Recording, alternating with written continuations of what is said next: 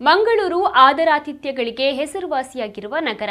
ಮೀನು ಮಾಂಸದ ಜೊತೆಗೆ ಕರಾವಳಿಯ ಉಪ್ಪಿನಕಾಯಿ, ಮಾವಿನಕಾಯಿ, ಹೆಬ್ಬಲಸು, ಕುರುಕುರು ತಿಂಡಿಗಳು ಯಾರಿಗಿಷ್ಟ ಆಗಲ್ಲ ಹೇಳಿ. ಇಲ್ಲೊಬ್ಬರ ಗೂಡಂಗಡಿಯಲ್ಲಿ ವರ್ಷಗಳು ಸಂದು ಹೋದ್ರೂ ಉಪಯೋಗಿಸಬಹುದಾದ ವಿಶೇಷವಾದ ತಿಂಡಿ ತಿನಿಸುಗಳಿವೆ. ಅರೆ, ಅದರಲ್ಲೇನು ವಿಶೇಷ ಅಂತೀರಾ? ಬನ್ನಿ ಈ ವರದಿ ನೋಡಿ.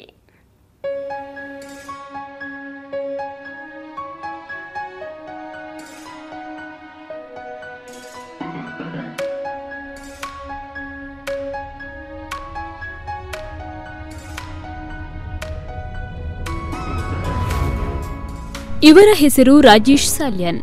ಕಾರ್ಕಳದ ಕಾಂತಾವರದ ನಿವಾಸಿ.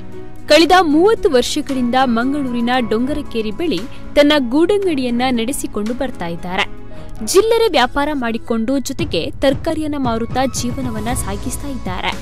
ಆದರೆ ವಿಶೇಷ ಏನಪ್ಪಾ ಅಂದ್ರೆ, ಕಳೆದ 20 ವರ್ಷಗಳಿಂದ ಇವರು ವಿಶೇಷ ರೀತಿಯ ಹಿಂದಿನ ಕಾಲದಲ್ಲಿ ಹಳ್ಳಿಗಳಲ್ಲಿ ಉಪಯೋಗಿಸುವ ತರಕಾರಿ, ಹಣ್ಣು ಹಂಪಲುಗಳನ್ನು ಬಳಸಿಕೊಂಡು ಅವುಗಳು ಕಣ್ಮರೆಯಾದ ಸೀಸನ್ಗಳಲ್ಲೂ ಬಳಸುವಂತೆ ಉಪ್ಪು ಹಾಕಿ ತಯಾರಿಸ್ತಾರೆ.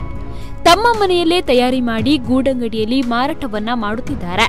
ಉಪ್ಪು ಹಾಕಿ ಇಟ್ಟ ಮಾವಿನಕಾಯಿ, ಹಲಸಿನ ಹಣ್ಣು ಇವರ ಅಂಗಡಿಯಲ್ಲಿ ಯಾವಾಗಲೂ ಲಭ್ಯ. ಇವರ ಅಂಗಡಿಯಲ್ಲಿ ಏನೇನು ವಿಶೇಷತೆ ಇದೆ ಅನ್ನೋದನ್ನ ನೀವೇ ಕೇಳಿ.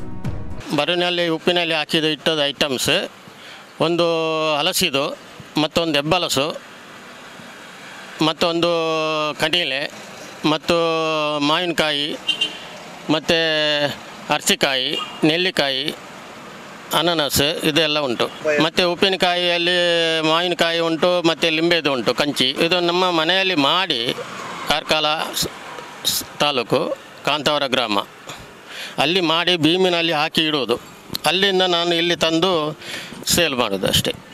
ಸಾಧಾರಣ ಒಂದು 15-20 ವರ್ಷ ಆಗ್ಬೋದು. ಅದು ಹೋದ ವರ್ಷದ್ದು, ಈ ಸಲದ್ದು ಇನ್ನೂ ಆಗಬೇಕಷ್ಟೇ. ಈಗ ಹೂ ಬಿಡ್ತದೆ ಎಲ್ಲ, ಹಲಸಿದು ಎಲ್ಲ ಐಟಮ್, ಇದು ಮಾವಿನಕಾಯಿದು ಎಲ್ಲ, ಅದು ಹೋದ ವರ್ಷದ್ದು. ಈ ಸಲ ಈಗ ಎಲ್ಲ ಖಾಲಿ ಆಗ್ತಾ ಬಂತು. ಇನ್ನು ಈ ವರ್ಷದಲ್ಲಿ ಪುನಃ ಅದು ಮಾಡಲಿಕ್ಕೆ ಉಂಟು. 1 ವರ್ಷ 2 ವರ್ಷ ಇಡುವಂಥದ್ದು ಒಂದೊಂದು. ಇದು ನಾವು ಉಪ್ಪುದ ಐಟಮ್ ಅಲ್ಲದೆ ಬೇರೆ ಯಾವುದೋ ಒಂದು ಹಾಕುವುದಿಲ್ಲ, ಕೆಮಿಕಲ್. ನೀರು ಅಂದರೆ ಹಾಕುವುದಂದರೆ ಇದು ಹಲಸಿದಕ್ಕೆ ನೀರೇ ಹಾಕುವುದಿಲ್ಲ. ಮತ್ತು ಇದು ಹೆಬ್ಬಲಸು ಅಂದರೆ ಕನ್ನಡದಲ್ಲಿ ಹೆಬ್ಬಲಸು, ತುಳಿನಲ್ಲಿ ಪಿಜಕಾಯಿ, ಇದು ಕೊಂಕಣಿಯಲ್ಲಿ ಪಚ್ಚುಪನಸು ಅಂತ ಹೇಳ್ತಾರೆ. ಆದರೂ ಕೂಡ ಅದಕ್ಕೆ ಎಂಥದ್ದಂದರೆ ಅದನ್ನು ತಂದು ಅದನ್ನು ಪ್ರೆಸಿ ಎಲ್ಲ ಇದು ಮಾಡೋದು, ಬೋಲ್ ಮಾಡಿ 4 ಪೀಸ್ ಮಾಡಿ ಕುದಿನ ನೀರಲ್ಲಿ ಹಾಕಿ ಅದನ್ನು ತೆಗೆಯೋದು. ಮತ್ತು ಇದು ಉಪ್ಪು ಮತ್ತು ತುಂಡನ್ನು ಡ್ರಮ್ಮಿನಲ್ಲಿ ಹಾಕಿ ಇಡೋದು. ಇನ್ನು ತರಕಾರಿಯಲ್ಲೂ ವಿವಿಧ ಬಗೆಯಲ್ಲಿ ಮಾಡಬಹುದು. ಯಾವುದೇ ಸಿರ್ಕಾ, ವೆನೆಗರ್, ಕೆಮಿಕಲ್ ಐಟಂ ಹಾಕದೆ ನಾನು ಮಾಡುತ್ತೇನೆ. ಸಂಪೂರ್ಣವಾಗಿ ಆರೋಗ್ಯಕರ, ಶುಚಿರುಚಿಯಾಗಿರುವ ತಿಂಡಿ ಇದಾಗಿದ್ದು ತಾನು ತನ್ನ ತಾಯಿಯಿಂದ ಇದನ್ನ ಕಲಿತೆ ಎನ್ನುತ್ತಾರೆ ಅವರು. ಒಂದು ತಾಯಿ ಮುಂಚಿನಲ್ಲಿ ನನ್ನ ಸಂದಿರುವಾಗ ನಮಗೆ ಅದು ಮಾಡಿಕೊಟ್ಟಿದ್ದಾರೆ. ಅವರು ಮಾಡುವ ಅದನ್ನು ನಾನು ನೋಡಿದ್ದೇನೆ. ಅಂದರೆ ನಮಗೆ ಆ ಟೈಮಿನಲ್ಲಿ ಸೇಲ್ ಮಾಡುವಂಥದ್ದು ಇಲ್ಲ, ಮನೆಯಲ್ಲಿ ಇದ್ದದ್ದು ಅಲ್ಲಿ ಸೈಡಲ್ಲಿ, ಅಲ್ಲಿ ಪ್ರದರ್ಶನದಲ್ಲಿ ಹುಟ್ಟಿದ್ದು. ಆ ಟೈಮಿನಲ್ಲಿ ಕಷ್ಟದಲ್ಲಿರುವಾಗ ಅಂಥದ್ದೆಲ್ಲ ಮಾಡಿ ನಮಗೆ ಕೊಟ್ಟಿದ್ದಾರೆ. ಮಾಡುವಂಥದ್ದು ನೋಡಿ ನಾನು ಈಗ ಇತ್ತೀಚೆಗೆ ನಾನು ಒಂದು 10-20 ವರ್ಷದಲ್ಲಿ ನಾನು ಆ ಪೊಸಿಷನ್ಗೆ ಬಂದಿದ್ದೇನೆ. ಮತ್ತು ತರಕಾರಿ ಮುಂಚಿನಿಂದ ನಾನು ವಿಶೇಷ ಅಂದರೆ ರಾಜೇಶ್ ಅವರ ಗೂಡಂಗಡಿಯಲ್ಲಿ ತಯಾರಾಗಿರುವ ಈ ವಿಶೇಷ ಐಟಂಗಳಿಗೆ ವಿದೇಶಗಳಲ್ಲೂ ಬೇಡಿಕೆ ಇದೆ ಅಂತೆ.